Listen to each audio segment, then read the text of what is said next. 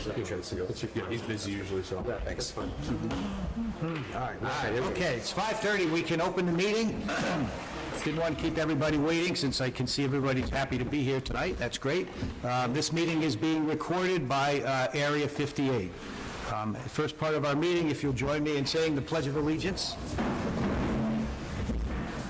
Pledge allegiance to the flag of the United States of America and to the republic for which it stands, one nation, under God, indivisible, with liberty and justice for all. Thank you.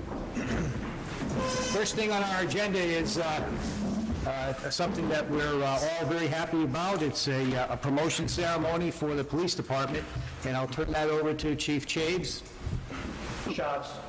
Jobs, I'm sorry. We'll get it, we'll get it. Good evening, everyone. Thank you for being here tonight to participate in the official pinning and ceremonial swearing-in of Deputy Chief Theodore Benner and Sergeant Robert McDonald. Both these officers have been working in their current positions since July 12th, but tonight we will officially recognize them and their achievements in front of family, friends, co-workers, and elected officials. I would like to thank the Board of Selectmen, Town Administrator Cody Haddad, for their support and trust throughout this process and their vision to modernize and professionalize our department. I want to recognize both the families of Deputy Benner and Sergeant McDonald for their support. I know I speak for both of them in saying that they wouldn't be here tonight had it not been for your continued encouragement and support. Thank you to the fellow local enforcement officials here this evening in this show of brotherhood. Your presence is a statement as to the quality of these two officers. Thank you to the residents of this great community for supporting our police department. Be assured that the department is in great hands going forward. Lastly, thank you to the rest of the team of professionals that is the Halifax Police Department. You guys make my job a lot easy, and I want to say how proud I am of everything that you do, not only for the residents, but for your co-workers. Thanks. I'm just going to go over a short bio on both of Deputy Chief Benner and Sergeant McDonald. Deputy Chief Ted Benner started as a police officer in the town of Halifax in April of 2007. He was promoted to the rank of sergeant for the Halifax Police Department in November of 2012. Throughout his career, he has been an active member of the Southeastern Massachusetts Law Enforcement Council, SEMLIC, first with the Search and Rescue Team, where he obtained the position of team leader. Today, he is currently assigned to the Special Weapons and Tactics Team as a precision marksman, which consists of some of the most highly trained law enforcement officers in the nation. He is a member of the Plymouth County Outreach Program and Plymouth County Hub. Sergeant Benner is currently working towards his bachelor's degree in law enforcement at Southern New Hampshire University. Sergeant Benner is also an active member of the FBI Law Enforcement Executive Development Association. Prior to becoming a police officer, Sergeant Benner served the United States Marine Corps with tours in Iraq and the Philippines. Sergeant Robert McDonald. Sergeant McDonald has been employed with the Halifax Police Department since April of 2010, after completing the MBTA Transit Police Academy. Sergeant McDonald has been an active member of the SEMLIC Search and Rescue Team since 2012, was promoted to detective in 2019. As a member of the Halifax Police Department, Sergeant McDonald holds numerous collateral duties such as vehicle maintenance officer, sex offender registry officer, criminal justice information service representatives, and is a proud member of the Plymouth County Outreach Program. He earned a Bachelor's of Science in Business Management from UMass Dartmouth in 2004. In 2006, Detective McDonald enlisted in the United States Coast Guard and was honorably discharged in 2010 as an E4 boatswain 3rd class. In 2019, Detective McDonald continued to further his education and earned the Master's of Science in Criminal Justice at Southern New Hampshire University in 2022. I'd like to have Sue Lawless, our town clerk, come up and give the two officers their oath of office. Sue?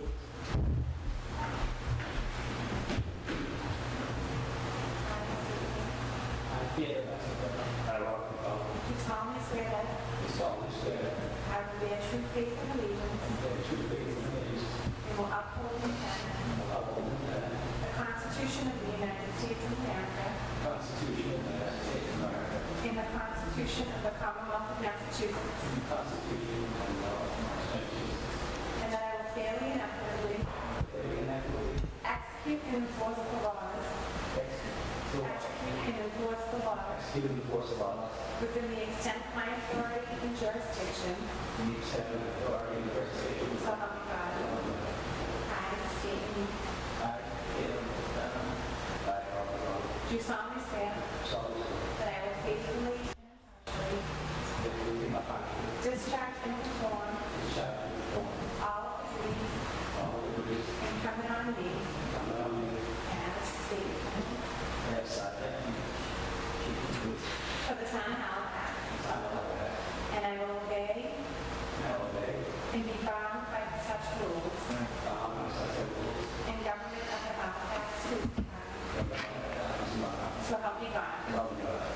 I state your name. Hereby accept the position for the town of Halifax.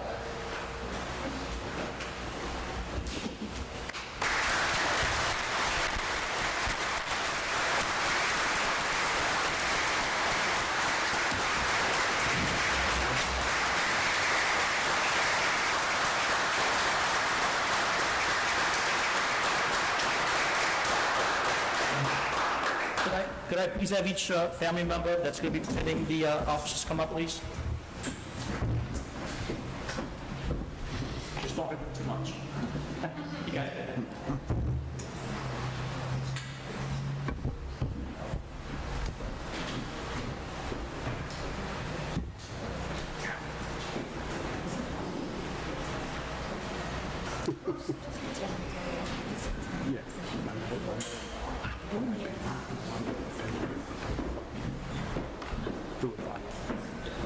So, any family and friends that want to take some further pictures, we'll go downstairs to the Selectmen's room, because they are going to have an official meeting here tonight. So, go downstairs. If anyone would like to stay for the Selectmen's meetings, you guys are more than welcome to. Now's our chance to get the hell out of here. Thank you very much again. Thank you, Chief.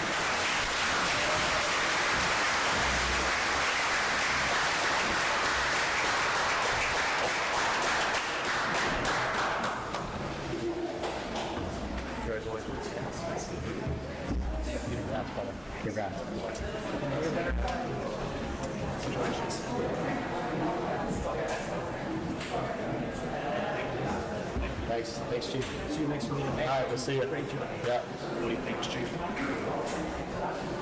I know. Circle of what? It's pointed. Nice choices, I think. Yeah, good choices. He's awesome. Should have seen it. If you ever saw something, really nice application.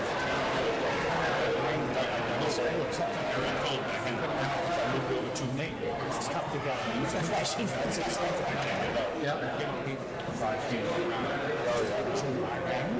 yeah. Then your wife will come out to your house. I'm like, oh no, it's good. He's going to try to do 6 shirts. Fast as Canada. They have a truck. Yeah, so he was talking to us about how wide the truck is. I have enough room to get back. I think so. With the truck we brought to my other job, not like a regular large one. Yeah, I wonder why we put the approval of the agenda on this, since if you change it, come down to yeah, it'll be able to change what to be the way. Everybody, we always have this, I think it's just approval of the agenda. I try to read all this. Somebody says, we want to make a change, we can't. No. Sometimes we do it, sometimes we never did it. Sometimes we do it. Which one? I think it's this. I think it's just. I was thinking about that. I'm good, Marianne. How are you doing? Great to see you guys again. Very good to see you. I guess it's So we get to hang out for a while? No, we'll jump right in. We jump right in. Have one. We have Cheryl. Thank you, Cheryl. We're right upstairs. Yeah, come on up. Can I take this off? Sure. That's nice. He's getting right back. It's going. I know. Thanks, Mike. I was saying. as they first started. First time around. No way.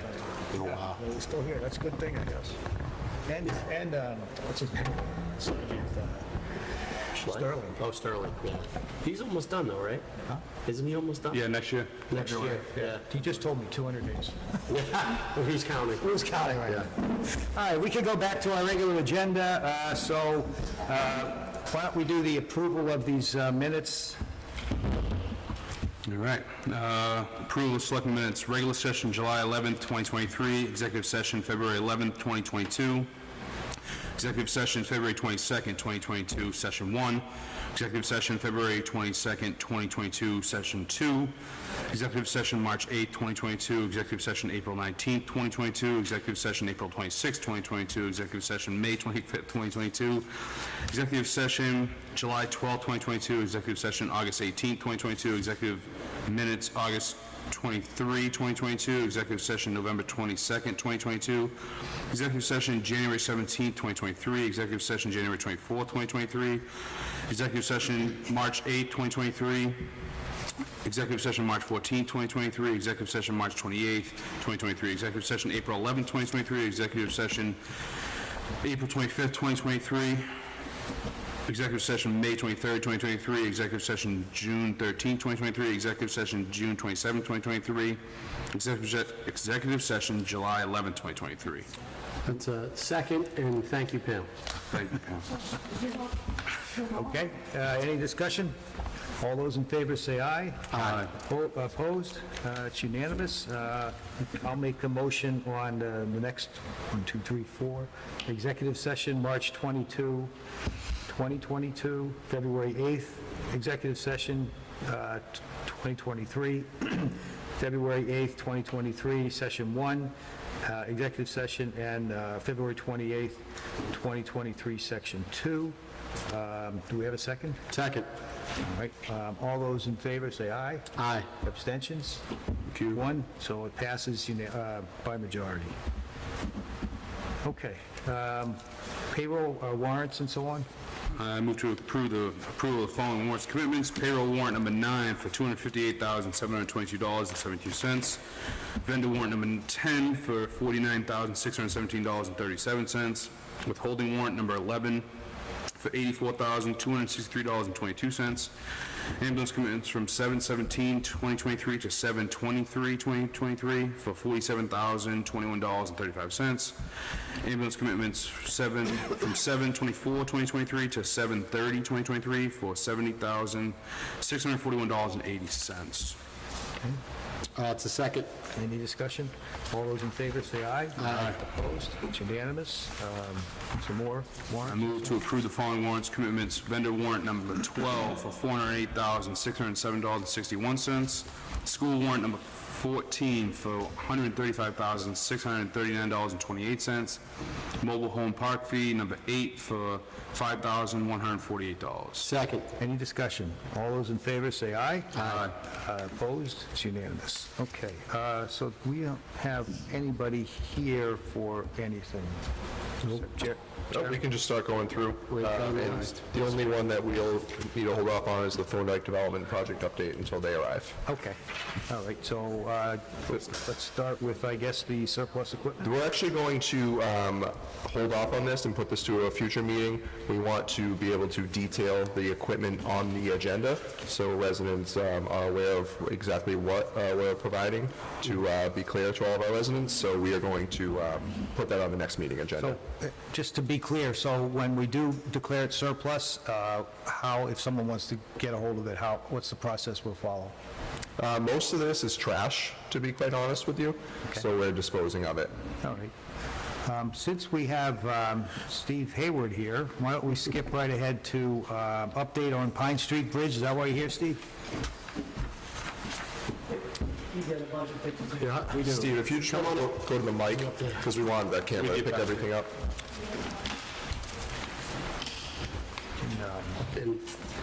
My pictures, if you want. Yes. He's got it too. Do you need a set? Pull your mic over in front of you, Steve. He's lost. We have our- There you go. No, that way. highway surveyor, and the update on Pine Street reconstruction. All right, as you see from the pictures here, the first picture is Pine Street Bridge, the way it was the day before they started. You can see it's falling apart. We were lucky to be able to use it for as long as we did.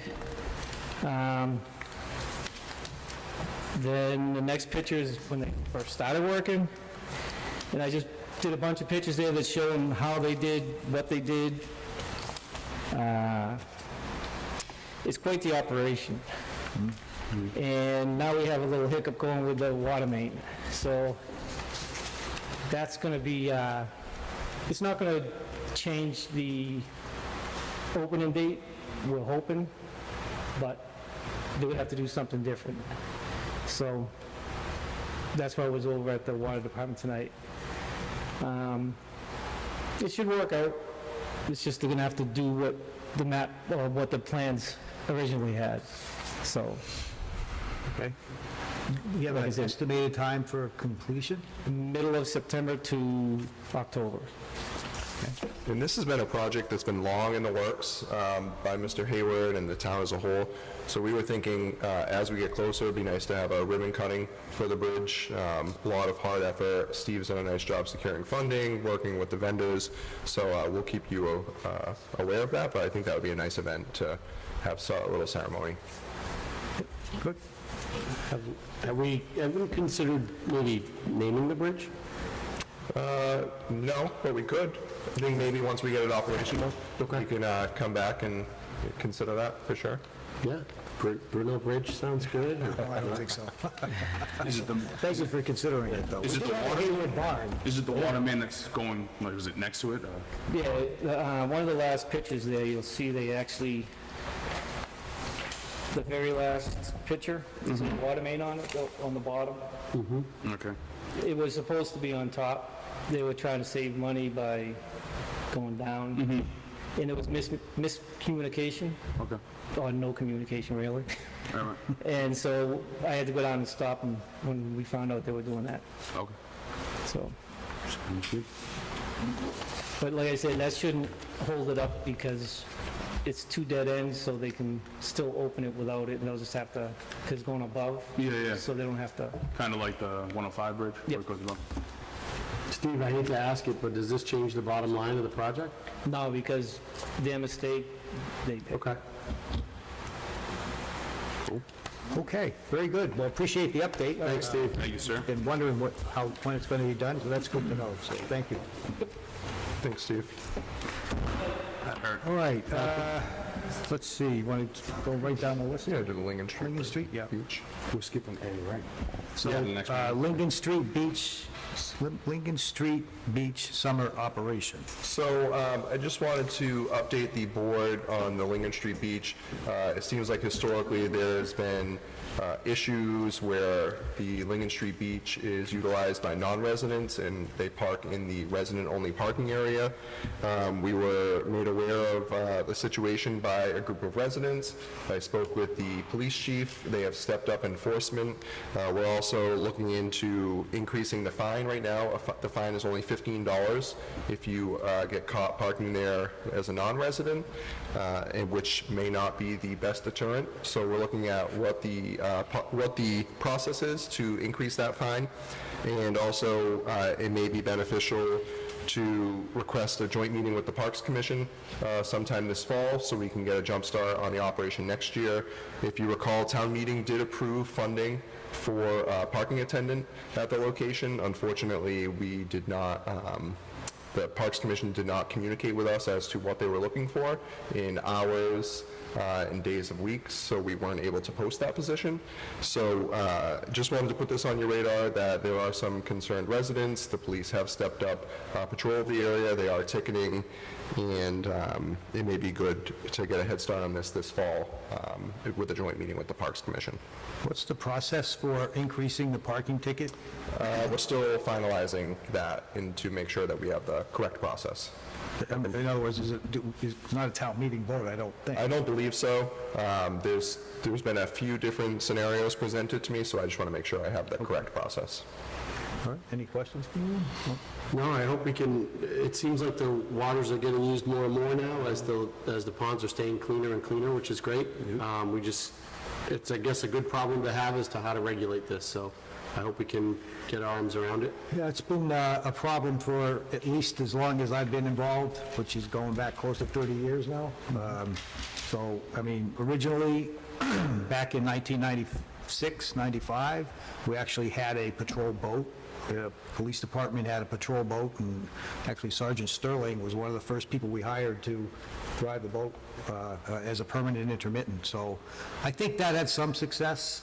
It was a little bit of an issue, making sure we had enough people to do work, and also the boat, I think we ended up with 2 boats eventually, but both of them ended up getting worn out one way or another. So I suppose that's another possibility if the police department thinks they want to do that. I don't know. And we have looked into that right now. It's environmental police that are responsible for patrolling the waters, and certainly there can be more regulation, but we can't stop out of residents from using the waterways. The state does have control over the boat ramp over there, the state Fishing and Boating Access Department, and that's, I think, 22 trailer spots and another 10 or 11 car spots, and that is open to anyone. That's not just Halifax residents, so we can't regulate that, but we've looked at opportunities, and we'll continue over the fall to get a head start for next year. Mr. Gillespie, if you got to talk, you have to come here because it's all being recorded. Thank you. Big brother is watching. Jeremy Gillespie, 9 Richview. So, a couple issues going on here. One is not just parking, it's boating regulation. Halifax absolutely has the authority to regulate boating laws on both lakes, even though the state, owns the boat ramp. The Commonwealth owns the entire lake. But if you read the law, it says that the township is still in the authority with regard to boating regulations. So it's not just parking. And I believe, from what I've read, that the Halifax Police Department does have the power to write tickets for violations of the boating laws, including the speed limit, not adhering to the 300-foot between swim areas. You're supposed to only go up to 6 miles per hour within 300 feet of a swimming area. So some of the problems are jet skis running full blast all the way to the bank, the people swimming out there. And a jet ski, you can't steer it unless you're giving it gas. So somebody's going to get hurt. With regards to East Lake, I'm not really sure if it's constitutional for Halifax to ban people from using that ramp. Because under the law, you're supposed to give all citizens of the Commonwealth fair access to a great pond. So that concrete ramp in East Lake is in the property of the Commonwealth. It's off a state highway. So in my opinion, legally, even though I'm not a lawyer or try to be, because you have a public ramp on West Monpont, you can somewhat kind of control parking at the Lincoln Street Beach because they have access to launch a boat. Every citizen has access to launch a boat. However, on East Lake, it seems like it's all private. In my opinion, and I've actually ran into environmental police officer over there who's writing tickets for people launching their boat at that ramp and then parking at the state ramp. Now, I don't think that's illegal. I would have challenged that. So basically, I believe what you're allowed to do on East Lake is not require people to have a Halifax resident sticker, but you can definitely charge a fee to park there that has to be reasonable, and it has to be, the money has to be used to maintain that area. So, I mean, I would look into that, but it seems to me all the boating pressure is pushed to West Monpont. And if we remember here, this is one pond. It's Monpont. It has 2 basins. We artificially separated them. The state did.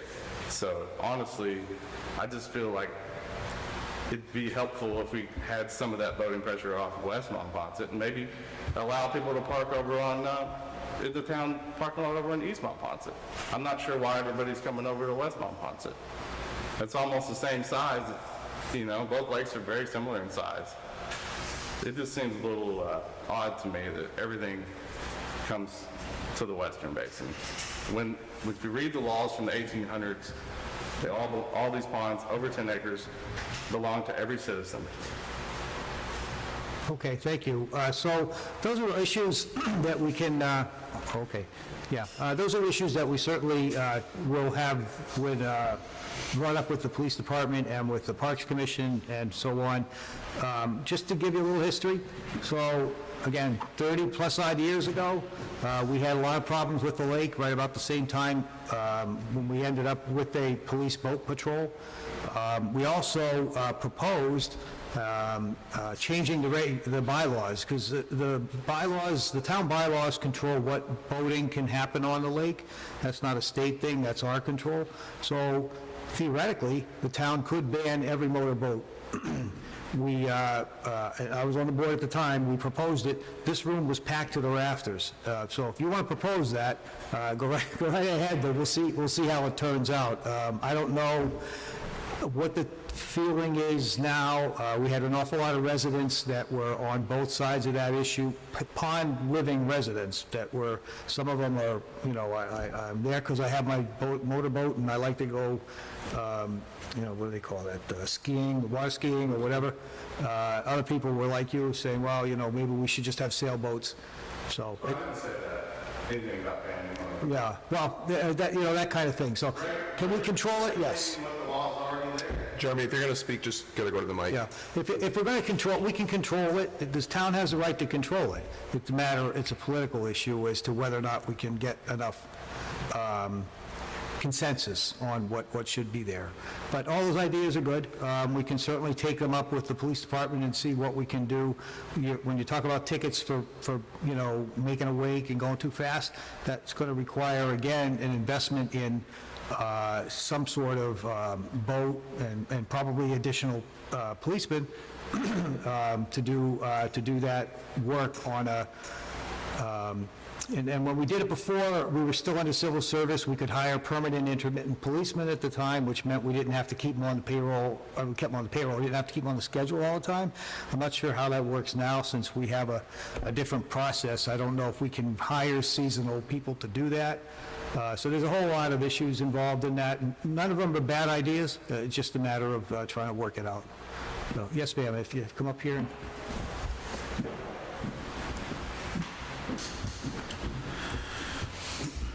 Cheryl Howell, 42 Second Ave.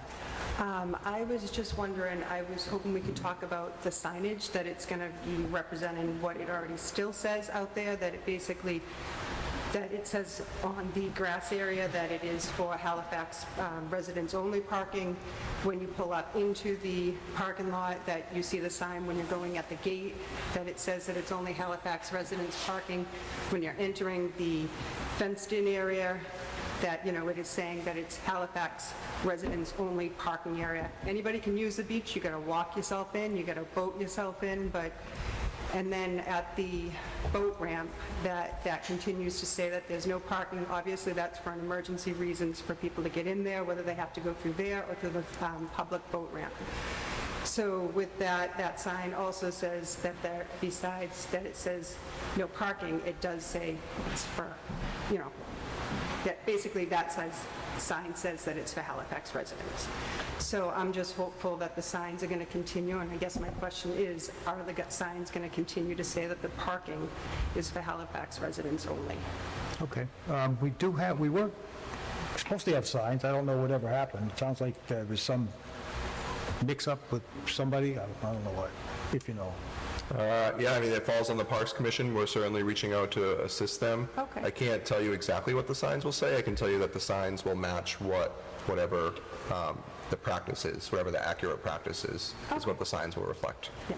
And just a note, and I know I did bring this up, and I did write the email, but it was chaos, not this past weekend. This past weekend seemed like it was better because it was being patrolled by our wonderful officers.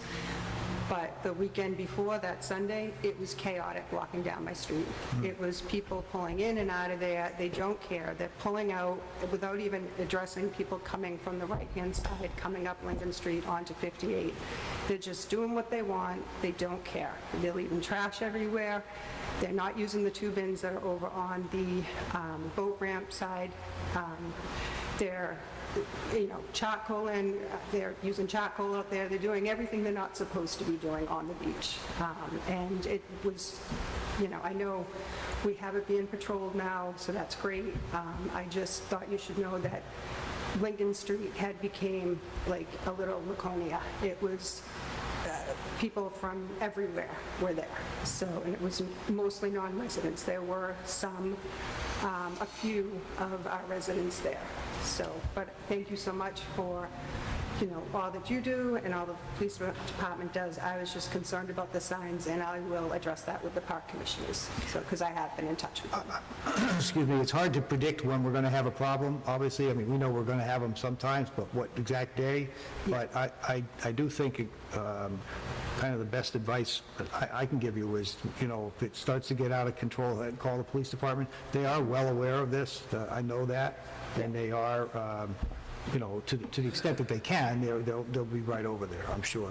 Yeah, I lived here for 27 years, and I was fearful when I had a pontoon boat to even park my car with the trailer across from the beach, because I didn't have at the time, I didn't have the sticker, because I wasn't using the recycling center. And that's another conversation I know is going to be coming up for next year also, is that the stickers for people that want to have the use of the pond, to be able to park there, that live in the town, our residents here, obviously we're going to need a way to have them have the stickers so that they have permission to park there and do what they are supposed to be able to do. So my concern's the road again. It's Okay. always my kids and that street. Thank you. Thank you. Thanks, Sheriff. All right, anybody else have anything you want to add to this issue? So we'll try to keep it on the agenda as far as something that needs to be, it's sort of like one of those continuing issues that I really don't have an answer to completely solve, but maybe we can at least make it better. All right, so we do have Thorndike Development here, so we'll skip ahead to our agenda and let these fellas come along and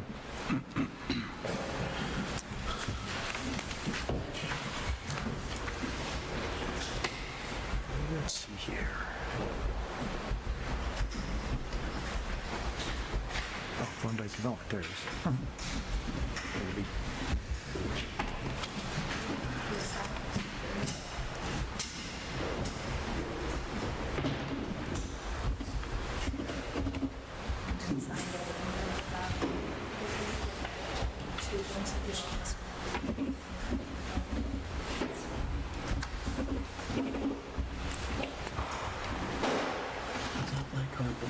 Oh, you printed that, never mind.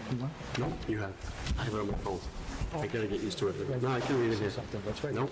Nope. So while they're setting up, just to refresh our minds, this is a project proposal for development on Route 58. I'm not sure what, Halifax Trails, I guess, is what it was called. So there's development on either side of Route 58, right past where the plaza is. And it also, as part of the development, we were talking about potentially having the ability to have a new senior center built on the property. So I assume that's why you're here today? Yes, thank you very much. Thank you. So I have copies of the letter that I sent them. Have you already handed these out? we have them here. You have them already? Okay. For the record, my name is Lloyd Geisinger. I'm the president of Thorndike Development, my partner David Eastridge. Thank you for having us here this evening.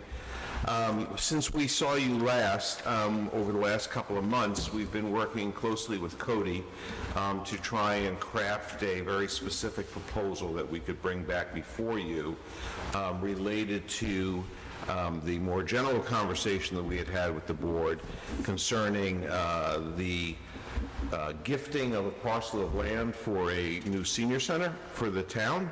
Thorndike acting as general contractor to build that senior center at a hopefully a attractive price, and at the same time rezoning the land that we refer to as 265 on this map. It's a larger parcel that actually runs down around the rezoning approximately 13 acres of land here to commercial zone. and the land across the street, which we also own, is already zoned commercially, and then working with the town to propose a senior housing bylaw that would permit the construction of senior housing in a commercial zone, and specifically that this project would qualify for that, under that new zoning bylaw. We have at this point done some fairly detailed schematic design for the senior center that we bounced back and forth with Darlene and with Cody. This is a rendering of the building, very accurately drawn. I can't recall whether we went over the plan itself last time. I think you did, very high level. On the inside of it? Yes. Yes, you did. We had just a sketch, I think, last time. Do I need to stand correct? Yeah, because it won't pick it up to be heard. Well, you know what? Yeah, wait a minute. Here we go. Yeah. Actually, we do have a solution. No stand-up comedy. We leave that to Jonathan. That's it. No heckling. I talk better when I move, to be honest with you. But well, just to refresh folks' memory, the building shown here horizontally, just to make it more confusing for you, and shown here vertically on the site plan, essentially has two important sections to it. There's a service section over here closest to Montponce Street, where the Council on the Aging would have its offices, where they'd be able to see seniors, provide services, health care, all those types of things that Darlene explained to us are very important. And those would exist in this space here. And then the larger facility here, which would be accessed, have its own direct entry from the front on this plan, shown and is parking over here, would have a series of spaces, a large space that could be divided into two, a good-sized kitchen, as it's been explained to us. Meals on Wheels is a very important function, and this would work very nicely with direct access to the secondary parking lot, which is shown up top over here. And then there's as well a card room, a general, what we've labeled as a library, but could be used for any number of various functions. So most importantly, there are a series of spaces that could be programmed depending on the town's needs as they might change over time. And then the service center. So this entire building then, which has ample parking, would be as part of a 1.77 acre parcel that we would propose gifting to the town. In addition, we are proposing to build pickleball courts for the benefit of the town. These would be public courts, obviously also a benefit to our seniors, but available to anyone in Halifax. And it works very nicely because the parking lot across the street, or I should say across the entry drive, would serve us well for those pickleball courts also. So the combination of those two are what we're proposing to both gift to the town and hopefully build for the town. The proposal that that you have in front of you spells out the details of how we would expect that to work. One of the issues that we have gone back and forth with Cody, and I think come up with a good solution, relates to the public procurement regulations and making sure that we don't move astray of those. And towards that end, our company has a licensed architect, we have engineers, we are completely qualified to both design this building as well as construct the building. And all that we would ask is that we would be afforded the same opportunity to bid on those design services and construction services as anyone else. The structure of this proposal has us first gifting you the land, and then making a contribution as each of the first 72 units close that would make up the gap in the total bid as it might come into you from a third-party contractor between $1.2 million, the number we discussed when we were last here, and the total cost of the contract. So if the contract to build winds up being approximately $3.5 million, more or less, which is where we think it will come in, then we would be making contributions of, I've forgotten the number, but something like $35,000 with each occupancy permit. So that money would go to the town and be added, if you will, to the 1.2 million from the kitty that you already have. And then as the contractor builds the building, and those requisitions would be submitted through a standard AIA format, and the town would have the money to pay for the contract. If we are the successful bidder in building, for the contract to build the buildings, as we hope to be, because we have a very large incentive to give you an extremely competitive bid, then we would still make those payments to you so that we are staying consistent with procurement regulations. And you would simply we would sign a contract with you as you would sign it with anyone else, as Thorndike Construction Corporation would be the third-party contractor, and as the work proceeds, we would invoice you and you would pay us, no different than if you were hiring Callahan Construction or any one of the other contractors out there. And in that way, we would move through the process and I believe deliver a quality building to the community. Clearly, we have a very strong incentive to make sure this is done well. It would have a very direct effect on our sales and our customers, and we're very excited about it. We think it's a terrific opportunity for us, and we hope the town feels the same way. We can walk through this point by point, Cody, or answer questions, or however you want to handle it, but that pretty much sums up my overview. I think, I just saw this the other day, so I haven't had really a lot of time to think about it.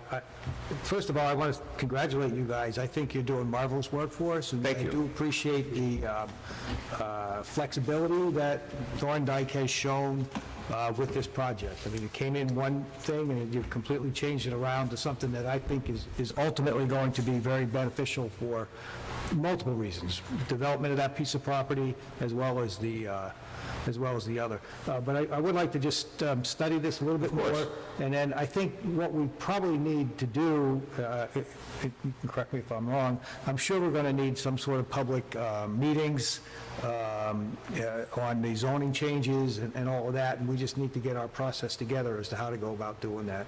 Well, I'm sorry, go ahead. At this point, if the board endorses it to this point, what I would recommend is a joint meeting with the planning board for August 22nd. We would request them to attend, because what we want to do is we want to nail down the details.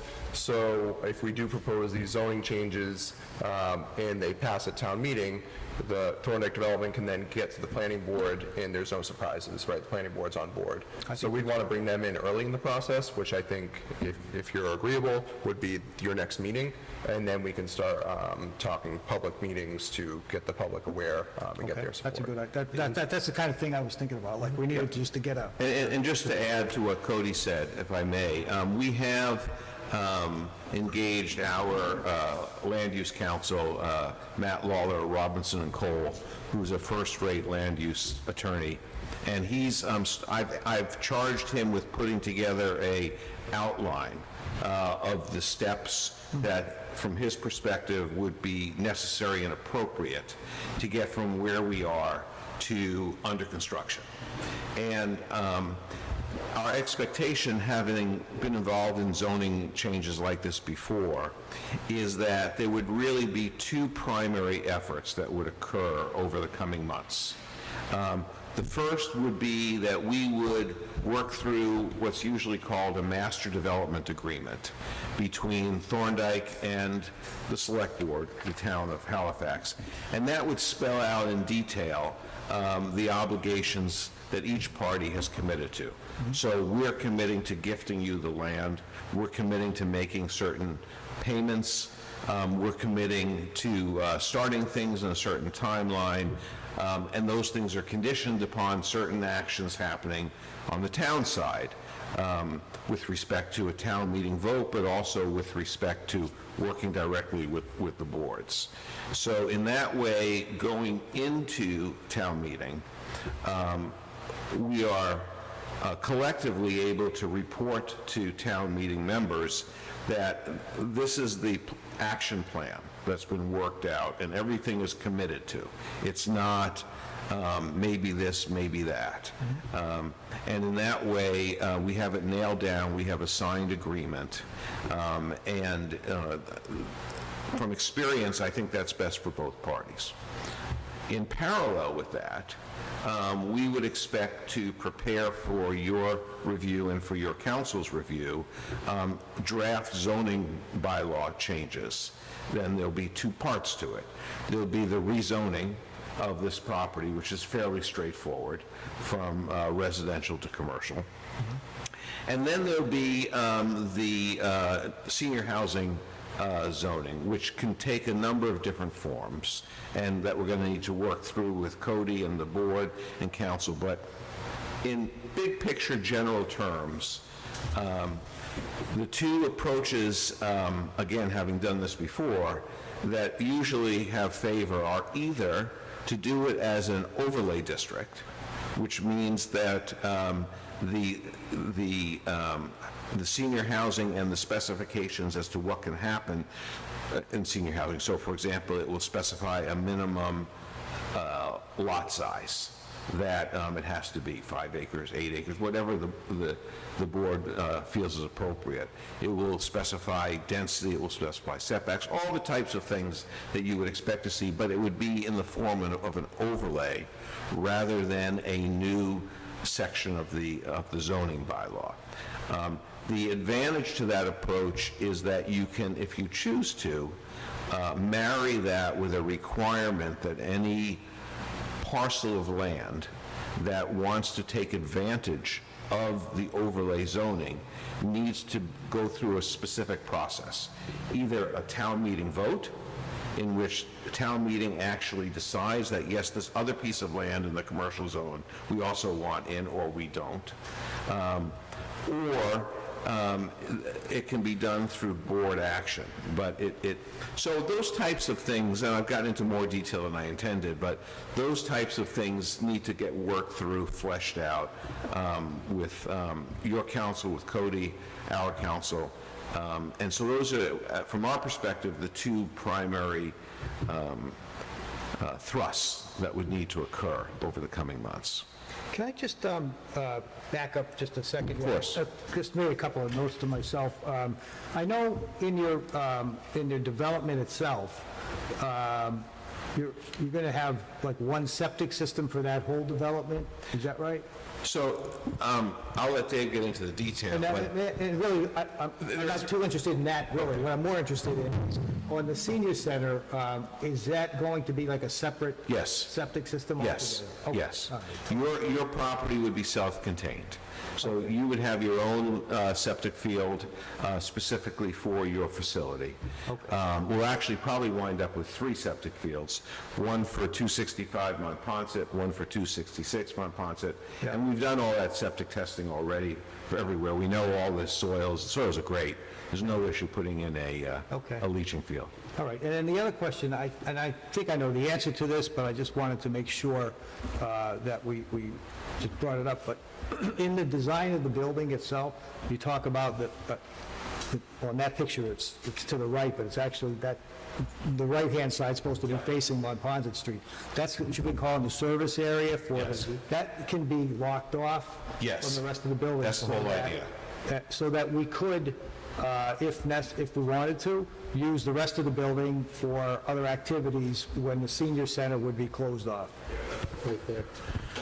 Okay. Absolutely. I think that frankly is an important thing for the community to know, that this is not a building that, although you're being very generous with it, but it's still not a building that we're dedicating just to one part of the population, that the the bigger part of the building, including the pickleball courts, rather, would be available for general use by the community, which I think is a great thing. There's also a very nice outdoor space behind the building, so to your point, this was in our conversations with Darlene, we talked about that, and there is a door shown here, so this could get locked, also from a point of view of, whatever secure items need to be in here, so this is locked off, and this would undoubtedly get used longer hours than this would be in. It could be any activities that the town deems appropriate for that space. And the only other thing that I just wanted to mention, because I have talked with the Leiden Lane people, that's the condominium to the left over there, and they're not necessarily against the project. And we talked about the fact that the land right now is in bad shape, and it does need to be, in my view, it's a hazard. It should be addressed anyway. But they would bring up frequently, rather, two things. One would be water runoff, because I think there might be some elevation changes there, I'm not sure. And the second would be some sort of visual barrier. Is that in your plans also? Yes, we are, there's a pretty decent, this is accurately drawn. This is, in fact, an existing vegetation line, but what we've done successfully in the past is we will commit to a certain amount of additional planting, conifer trees or whatever, and then we'll actually, when the trees arrive on the site, we'll go out there with the neighbors and we'll field locate them, specifically to address sightline issues, and that's worked very well for us in the past.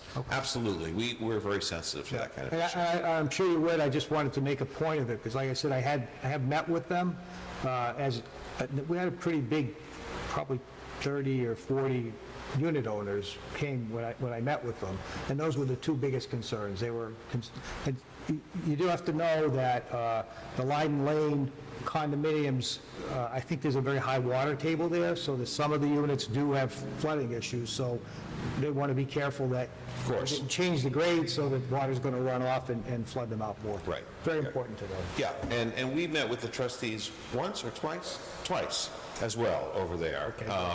Not with this proposal, but with the previous proposal, and it's time for us to circle back and have another meeting, so thank you for pointing that out. Great. Okay. Any questions from the board? I'll just say, Lloyd, I will admit, I was down at Colony Place one day with my daughter, and she was shopping. So I said, you know what? I'm going to go check out Sawyer's Ridge, which is another project that you guys have. And I cruised around, and I creeped on every dog walker in the area. And I asked them, I'll be blunt, I asked them, how do you like it here? How is this process? How are things here? And I'll give you guys credit. I heard overwhelmingly great things. Oh, that's good to hear. So, thank you. Kudos to you guys. Thank you. The one thing, I even suckered a couple people into letting me into their clubhouse, and I got a tour, and it was beautiful. Yeah. It was a beautiful building. The one thing that I brought up, that our building was going to be a shared building, their hair immediately went up and said, oh, I don't know if we'd be okay with a shared facility. So I just don't know, do you guys have experience with shared public and residential clubhouses or COA buildings in any of the projects you've done, and how has that gone? So we are planning, on this plan, you can see we do have a pool and a very, very small, it's really a pool house, it's not a clubhouse. Gotcha. But it will be big enough to have a card room in there. Okay. So that, the people who live there could gather in a very small group. We've had situations in which when we built at Marina Bay in Quincy many years ago, we didn't have any clubhouse at all, and we shared a space that was shared by others. And at Copper Works at our project in Canton that we're just finishing up, there's a clubhouse that's not shared with the public, but there are 3 different associations that all work together, and they have to program the space and whatnot. We don't really see it as an issue. I think that what offsets that, the negative, if you will, is all the programmed activities that normally we wouldn't be able to do, that Darlene's going to do and the town's going to do, that will be an asset for the seniors. Absolutely. And as I always say, if they'll know about it up front, if it doesn't work for them, then they can go buy somewhere else. Gotcha.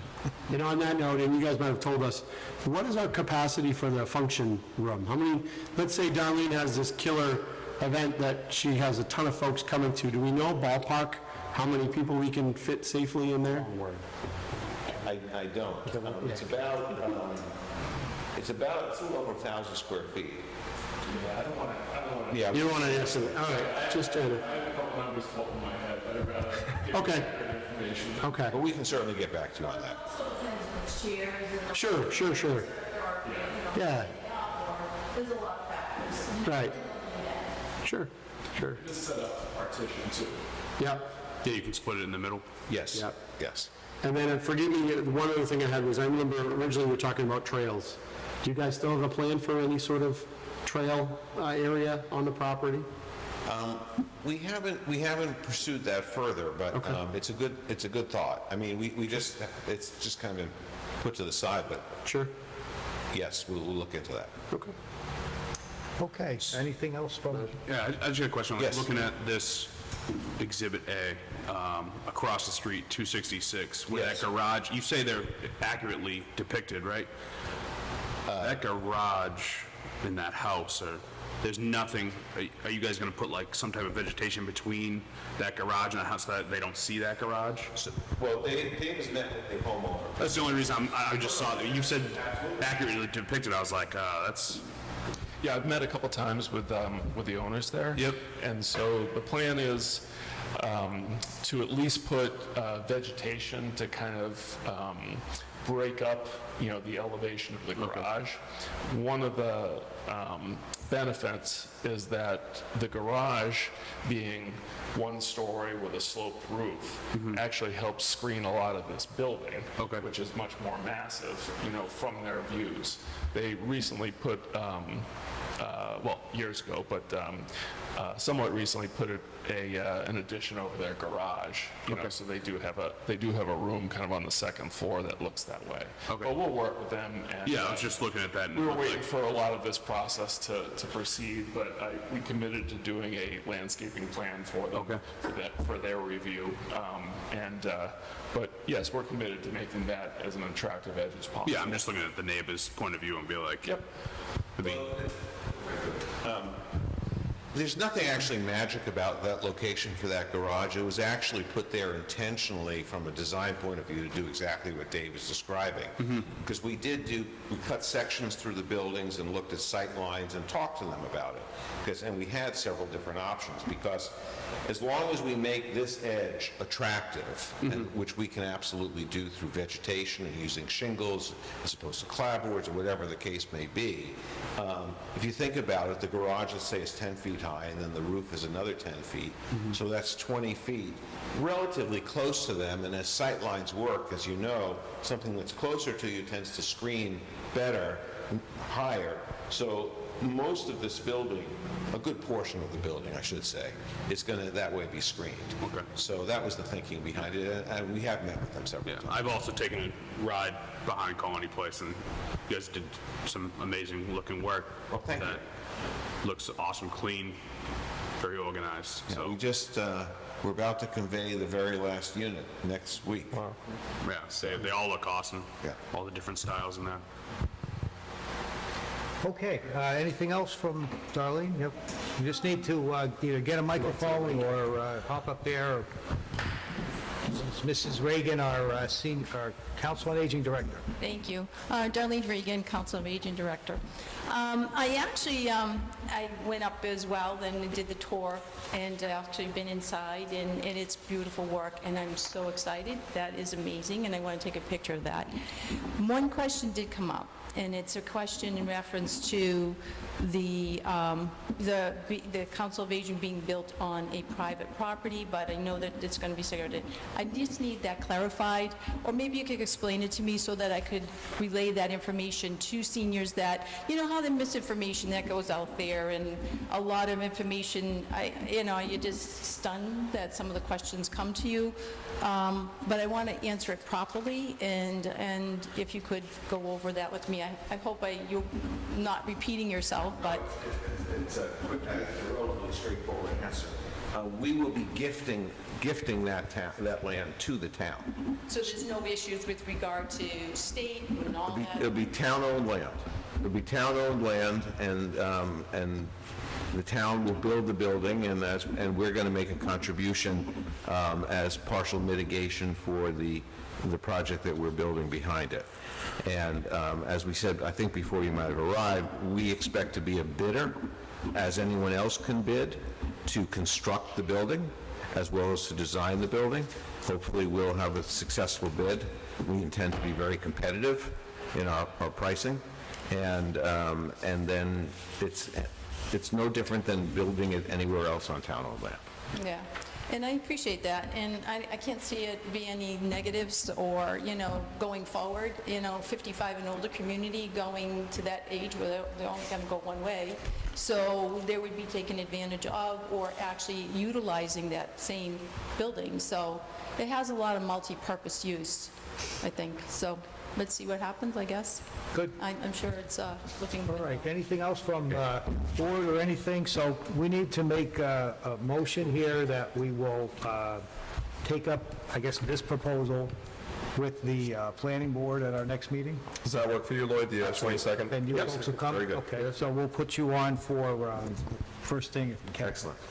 August All right, so 22nd. I'll make that motion that we have Thorndike Development and a joint meeting with the planning board at our next meeting, which is the 22nd. Second. Okay, any discussion? All those in favor say aye. Aye. Opposed, unanimous. Again, thank you very much. you, guys. Thank you, guys. Presentation. Appreciate it. Thank you. All right. Thanks. Let's go down the list here to the Sergeant's Assessment Center. You wanted to talk to us about that? Yes, so this is, goes in conjunction with the promotions tonight. With the promotion of Deputy Chief Benner, the police department held an assessment center to determine the next sergeant. We also have an anticipated retirement next February of one of the sergeants, so there'll be another opportunity for a promotion. There's a process in place. The chief did a really nice job putting together other chiefs, myself. We interviewed several other components in the exam process, and this memorandum here details the results of that assessment center. So Rob McDonald was the top candidate, which is why he was promoted tonight. Number 2 was Michael Schleif. Number 3 was Patrick Deroux. I won't go through the whole list, but there was 7 officers that applied, which was it's great. It's a good opportunity. Being a small department, there's usually not a significant opportunity for growth for officers, so there's a lot of excitement in the department. And the chief just wanted to make you and the public aware that we followed this process, and these were the results. Good. I think it's an excellent process. I'm glad to do an assessment. And I think we've got a nice leadership squad in place, and I think we've also got pretty good troops. So I think I'm satisfied anyway. Yeah, no, it's definitely a police department to be proud of. All right. Jeremy, are you here for this appointment thing, or are you just keeping a track of us? Okay, we'll get to you in a minute then.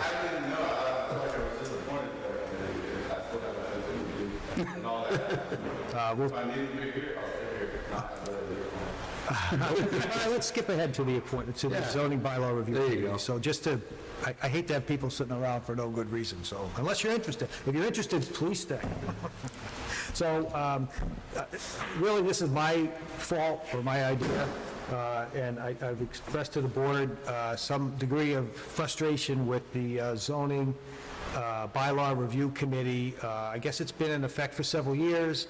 I understand in the very beginning it was sort of active. They did meet. I don't think they ever came to any sort of conclusions, but at least as far as I've been involved now, and this is coming up closer to a year. They have not met. We did try to bring it to a head in July, I think it was, or June, sometime over the summer. We couldn't get a quorum. And part of that problem is, I think the composition of the committee, I don't know why they did it this way, but it was required certain elected or appointed officials to be members of the committee. So my thought is that we redo the committee. The whole purpose of this committee is to get something done. It's not just to have like a group of people. So I want to get something done. We need to definitely address the MBTA issue one way or another. We either recommend something or we don't, but we really got to address it. And we also need to look at some of our bylaws anyway. So my thought was that we reduce the committee to 5. Cody went and made a request to everybody that's already been on the committee, that we're actually told them that we're going to reduce it to 5, asked whoever wanted to be appointed or reappointed to the committee. I think the composition of the committee, I don't know if we voted on this yet, but... You did, so you approved the charge at your last meeting, so this is just appointing the members. Okay. So unless one of you guys wants it, I'm glad to be the chairman. And the only reason really, again, I just don't want this thing to sit and then a year from now, we're scrambling to do something. Got to get something done. To your point, John, I love that there are a lot of different voices, but not if there's not enough voices that we can't even get a quorum for the committee to even do anything. So what good is a committee that doesn't have quorum and can't do? So I think you're right to tailor it to be a more effective committee. And we asked Mrs. Troop probably in, I want to say March maybe or something. We had a meeting and we asked her what the status was, and she said, well, we can't get a quorum. And that was back then. But she was the chair at that point, right? She was the chair, or I think so. And then also, like I said, we tried over the summer to do it, and it just fell apart. So, anyway, Cody did collect responses. We have responses from Jim Walters from the Finance Committee, Jerry Joy, who is on the Zoning Board of Appeals, Jeremy Gillespie, kind of a citizen at large, and bon vivant, I'll call you if you like, and myself as chairman. We're still one short. It would be great if one of the members of the planning board was interested. It's always good to have that expertise, but if we can't, we'll certainly take into account whoever else might be interested. But at least with these 4, we got a quorum, we can get started. So my motion to appoint Jim Walters, Jerry Joy, Jeremy Gillespie, and me as the members of the Zoning Bylaw Review Committee. Second. Okay.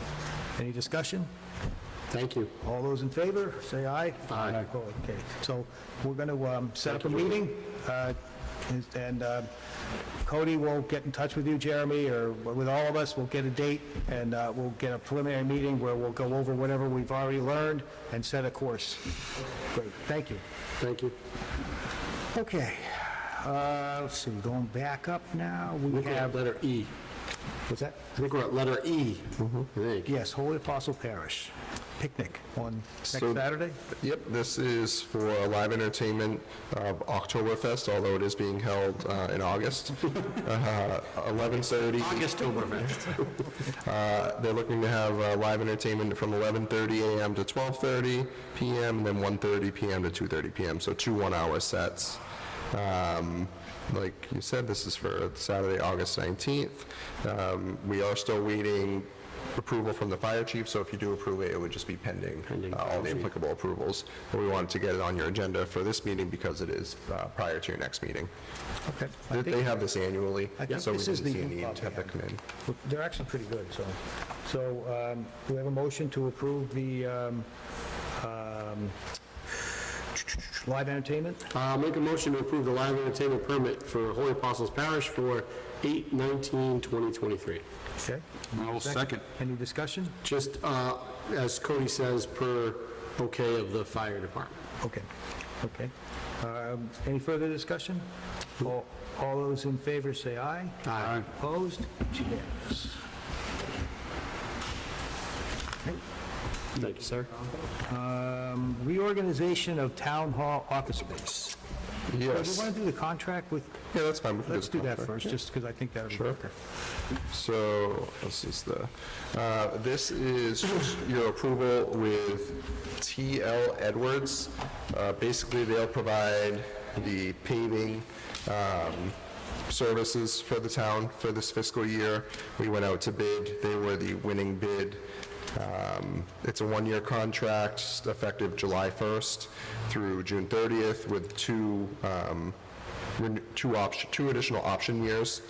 There is no set amount because it's a unit per unit cost basically we're contracting for, and we just use them as needed to procure the materials. So I would just ask that the board approve this and sign the contract. It's okay with the highway surveyor, he's in, Yes, he recommended this, and that's our standard contract form. I reviewed it, and everything looks okay. all right, so I'll move that we approve the contract with TL Edwards. TL Edwards. I'll second. Any discussion? All those in favor say aye. Aye. Opposed? It's unanimous. Okay, now, Town Hall reorganization. This is something that we really need to do, because I think our space assessment, it's been too long since anybody's looked at it, so. It has, it's been a while. This is something that was put on my radar really as soon as I got here. We're busting at the seams here at Town Hall. Space hasn't been reconfigured in quite some time. So, I met with several individuals. We had several really goals here within this reallocation of space. One of them is our IT and communications specialist does not have a accessible office. He's really in a back closet right now. Our meeting space isn't necessarily the best. There's some of the confidential issues that we deal with. We don't have necessarily private space the way things are set up now. And the other smaller items that come into play, we want to make it easier when the public comes in to access the departments that are more heavily utilized by the public. So our building department, our zoning planning department, Board of Health, those are offices that are accessed more regularly than the Board of Selectmen office, for instance, or the IT office. And also, even logistically, when speaking with our facilities director, the elevator gets a lot of usage right now because people are going up. The elementary school is going through an elevator refresh, not a new elevator, a refresh, and that is, I think, $75,000 just for a refresh. So we want to preserve the life of our existing elevator too. So with all of that in mind, like I said, I met with all the stakeholders, Pam and Irma in our office, Board of Health, the new zoning and planning staff, Bob, Valerie, our health agent, Peggy, who does conservation, Caesar, Scott, our facilities director, and we came up with this plan, which I think is it's a pretty exciting plan. So you have basically the proposal set forth. So I'll start with the first floor. So the existing Selectmen's meeting room would turn into the building department and zoning planning clerk would sit in there. So you'd have two desks in there. The building admin would sit in there, and the planning and zoning admin would sit in your existing meeting room on the first floor. Across the hall from there, where my office is currently, we would likely put the building commissioner in that space.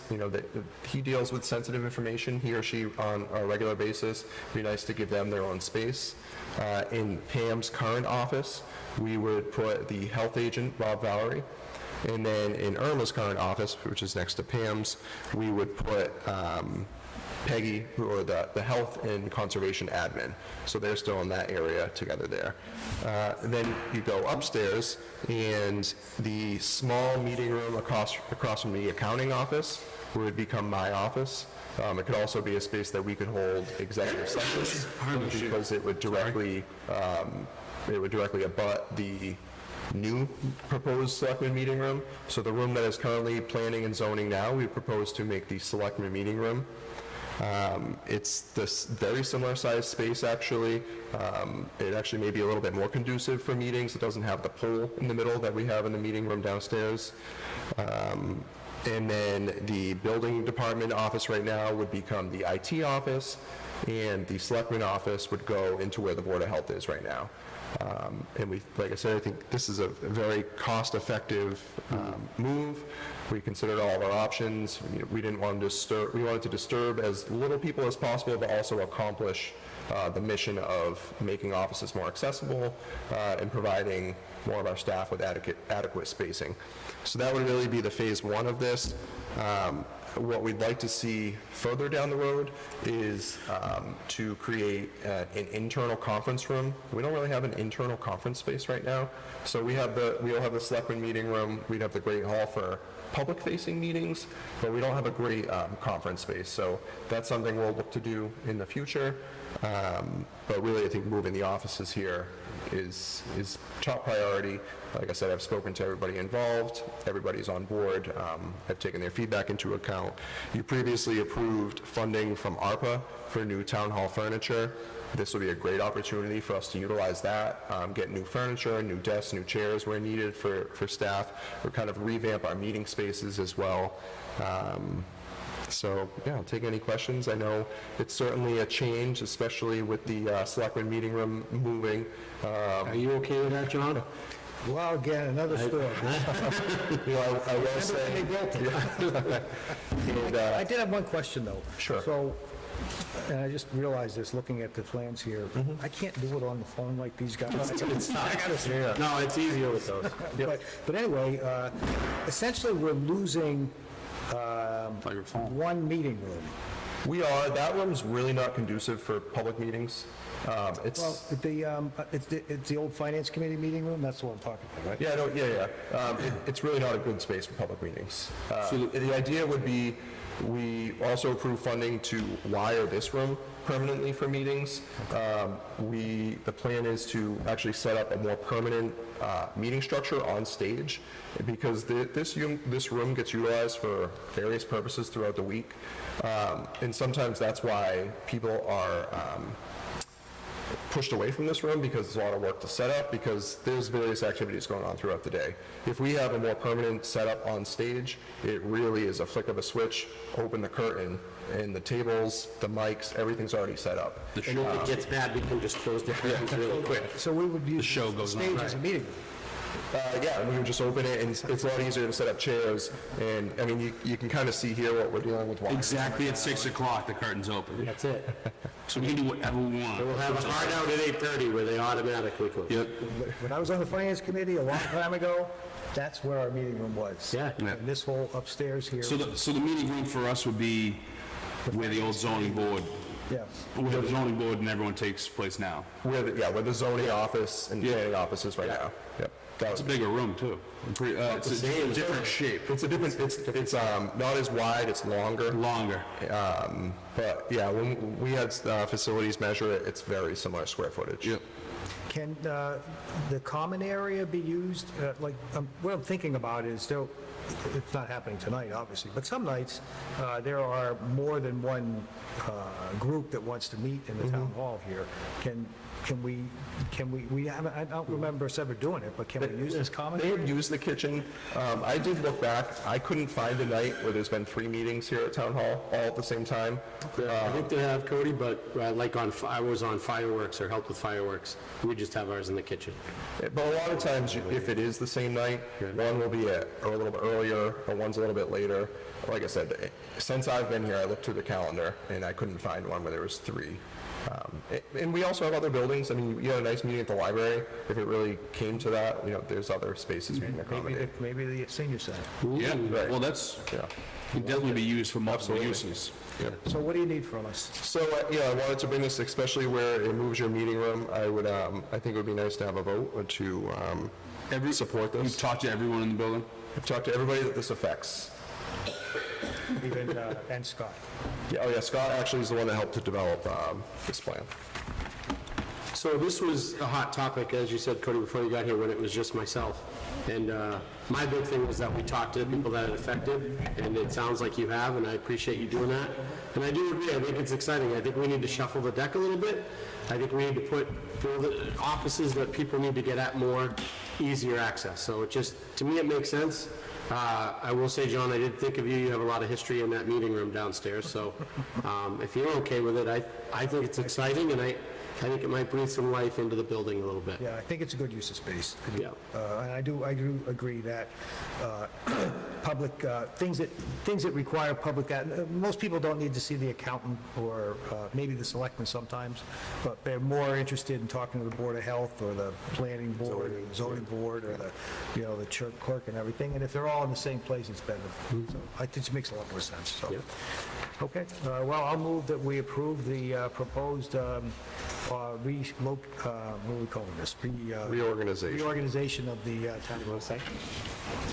I'll second. All right. Any discussion? No, it's exciting stuff. All those in favor, say aye. Aye. Opposed? It's unanimous. Okay. All right, that takes care of that. So we are down now to these various appointments for, These are for election workers. okay.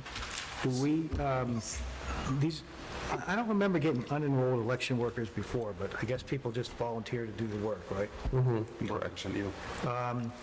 This, so, I mean, I don't think we need to read all these names because they're already posted on our agenda. It's a matter of record. So I'm going to just move that we make the appointments to the Democratic election worker, Republican election worker, and unenrolled election workers as posted on our warrant.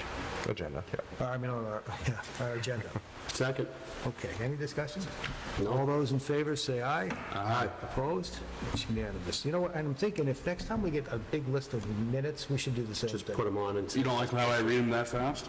Well, I do, but I don't like to get tongue-tied. I know, I do. And I laugh at myself. I'm like, oh, this is pretty good. Okay, updates. MBTA action plan? Yes, myself and Selectman Seelig had a nice meeting with the Executive Office of Housing and Livable Communities, which is formerly the Department of Housing and Community Development through the state. We had a meeting with the director of the MBTA zoning program, a few of the staff members from that office. We also, the staff, chief of staff for Representative Lenatra's office was also there. We spent probably about an hour. We communicated with them.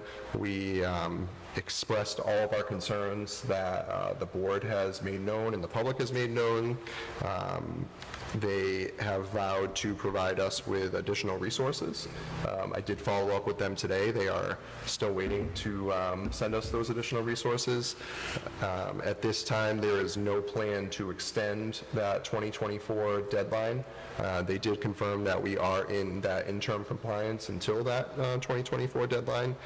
The director did mention that, at this point, they really just want to see an effort by the town put forward, which is what I had, previously mentioned when we submitted this action plan.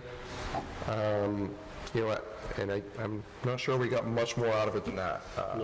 I think obviously the state has a mission, this department has a mission, and they're sticking to the mission, but we at least made them aware of our concerns, and they vowed to provide us with as many resources as possible, but we still await for those additional resources. I'd just like to thank you, Cody. I had a list of items I wanted to bring up, and you stole my thunder on every single one. So outstanding job covering all the bases and even some that I hadn't even thought of. And I will echo what Cody says, where the state is asking us to kind of, I don't want to say be cheerleaders for this program, but to rally behind it. And I hope I didn't overspeak for the board where I said we will kick the tires on it, but if in the board's view we feel like it is heavy-handed and not a beneficial thing for the town, then our first, and why we're elected, is to stand up for the people of Halifax. So whether they like hearing that or not, that message was given, and we'll see what resources we get from the I state. support you 100%. Yep. As far as I'm concerned, my job here is not to deal with the state, or not to do the state's bidding, rather, Yeah. but it's to look out for Halifax. So, and I hope our state reps and state senators feel the same way, honestly. Okay. Morse Brothers, I don't think there's anything. No new updates on Morse Brothers, no new updates for training for boards and committees. Trash and recycling, we have quite a few exciting updates. Yes, Exciting. So, the team has really been working hard to implement and get this program out. I honestly think we've done everything humanly possible to get the word out about this program. We've done reverse 911s. We have mailed a postcard to every single residence in town. We have, last night, we held a public forum where we had about 50 people in person. We offered it as a hybrid option, so we did have people join us via Zoom. I think we had probably another 50 or 100 people via Zoom. This is what the... Hold on, can you get in that? So that is what the new totes will look like. 64-gallon tote that will be utilized for trash. We put together a list of frequently asked questions. So we scanned all of the social media sites for the feedback that Halifax residents have had, and we put together this list of frequently asked questions. We recorded the video last night where I went through and provided an in-depth overview of the program.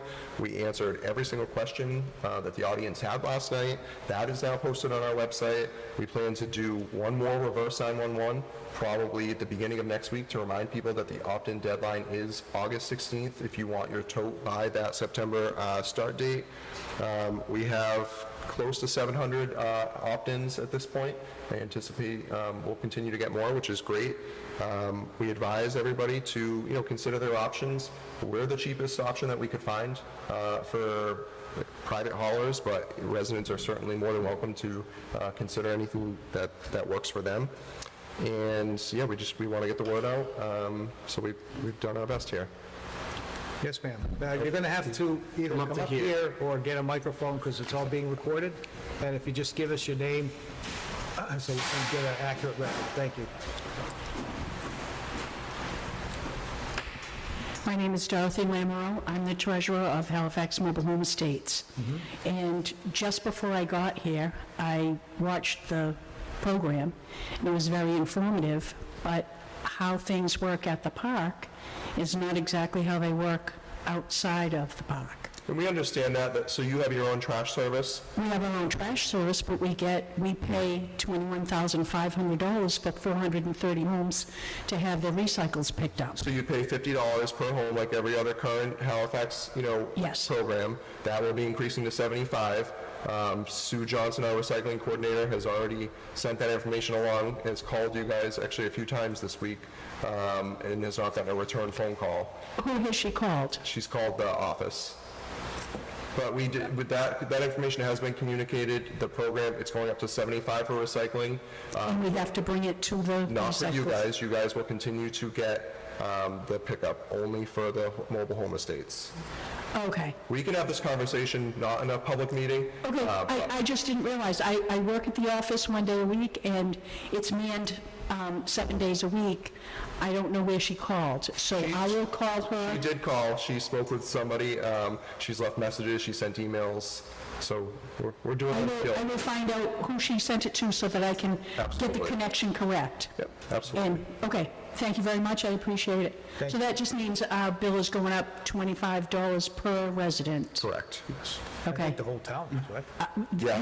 We did not put that in our budget, so I'm going to have to do some fancy Some number. praying. Thank you very much for your information. Sorry to interrupt. That's all right. And just to reiterate, that is only for the Halifax Mobile Home Park that we will offer curbside pickup of recycling only. If you want continued pickup of recycling, you have to opt into the full program. We're only offering that for the mobile home park. So any questions can be fielded to the recycling center. But like I said, I think we've done a nice job of getting the word out there. The capital improvement planning, this is something that the board had previously identified as a priority. The town lacks a long-term 5-year capital plan. This is something that we need in order to obtain a quality bond rating, in addition to many other things. It helps us strategically plan. So with myself and Sandy Nolan, we developed forms that will have to be filled out for capital planning, with the hopes that we will have a 5-year capital plan by the end of this calendar year. We're starting this process early because we know that this is a change in the system. So those were presented at the department head meeting earlier in the month, and we will be sitting down working with every department head to assist them and answer any questions that they have in filling these out. And then we'll also be using the capital planning committee much more thoroughly this year to have them review all capital requests. And yeah, so just wanted to make the board aware of that we are working on that. I think I'm on that committee. You are. But I think also Holly Murray was, and I don't think she's on it anymore, or she was on it as an assessor. In other words, I don't know who's on that committee now. Yeah, we'll reestablish it as it gets closer. The assessor wouldn't be on it now. I believe it's a member of the finance committee. It's the chairman of the board of selectmen and 1 or 2 others. But we want the department heads to have an opportunity to fill out these papers, put the plan together first, and then we will start setting up meetings with the capital planning committee ultimately, and then finance committee, so on and so forth. And town hall operations and staffing, I do not have any updates. We're still actively recruiting for a building commissioner, and we'll continue that process. The conservation agent job description was finalized. That'll be posted tomorrow. That's a 24-hour-a-week position approved at town meeting this year. Very much needed in town, so that'll be exciting. And then we will be posting the outreach coordinator position for the council on aging, hopefully the end of this week or early next week. Okay, anything else from the board? No. Anything else from the audience? Good meeting. No, it doesn't appear to be. So Here's the tumbleweeds. I'll make a motion, the following motion, that we enter into executive session pursuant to General Laws, Chapter 38, Section 21. We're going to do that up here? Or you want to go We can do it right up here. Oh, that's fine. in the Great Hall, and will not reconvene in open session. The selectmen will discuss the following: contract negotiations, Local 459, Massachusetts Coalition of Police, police sergeants pursuant to General Laws, Chapter 38, Section 21A3, as discussing strategy with respect to collective bargaining in an open meeting may have a detrimental effect on the bargaining position of the town. That's my motion. Do we have a second? Second. Mr. Deswell? Yes. Mr. Seelig? Yes. And Mr. Bruno says yes. So we will close the public session, and our next meeting is the 22nd of August.